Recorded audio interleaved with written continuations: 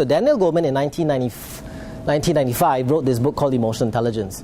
But what he did was he took the research from the gurus. Okay, when I say gurus, there are about 3 gurus who talked about emotional intelligence, and they did a lot of research. And then he published his first book. And people started to get excited because why? I think it was more the second part of his book, why it can matter more than IQ. So a lot of people who are perhaps did not do so well in school were thinking, hey, if I have this attitude, forget my scores, forget how I got where I got, but I think with the right attitude I know where I can get or where I can go. And he was not so wrong, because he or they started to study the most successful people in organizations, and they found that they weren't the most IQ smart. A lot of them were people who took risks, and people who had a capacity to do things which maybe the smart ones did not. And that is, they would connect, they would take risks, they'll be fun, they'll be creative, they were okay making mistakes. And it's like, if I make a mistake, so what? I made probably too many in my life, so what's just another one? So they allowed themselves to make mistakes, and their esteem was high because they probably would have got bruised before.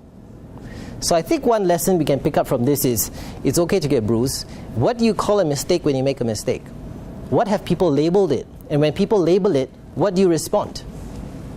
So when people say, wrong, shouldn't be done this way. So of course, if there's a right way, great. But I think when it comes to, say, human relationships, or maybe when it comes to, say, certain customers, it's about what's a better response? What's a better way?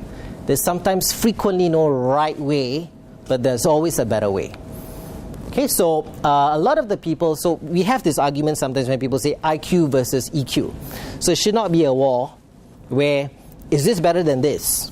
It's the fusion of both. It's the fusion of your intelligence and how the way you think with how you feel, and you make decisions based on how you think and you feel. Now this one is a bit fluffier. How do you know when your head is making a decision, and how do you know when your heart's making a decision? Have you thought about this?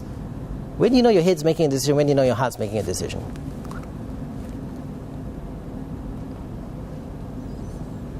See, the head will give you a lot of different reasons and thoughts and right answers, and what I've seen before, what I've heard before, what people told me.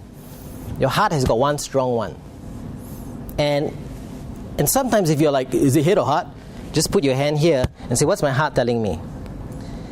And it comes out really fast if you listen to your heart. Now the thing is, your heart should not always be used, because it can get you into trouble, right? Because that's when you're really passionate, you feel very strong. Like for example, honesty. If you're totally honest when I say totally honest, it's great to be totally honest. But when we don't put on a little bit of a mask and you say it as it is, then not everyone can sort of accept it the way you really have it in your heart. So what comes from here is really the truth. What comes from here is telling you, like, maybe you should not say too much of this. Edit, backspace, delete, chop, chop, chop, a little bit. Let me say some of this, but let me not be too far from the truth. So this sort of helps this, and this sort of helps this. How do you mix the two and give what's useful?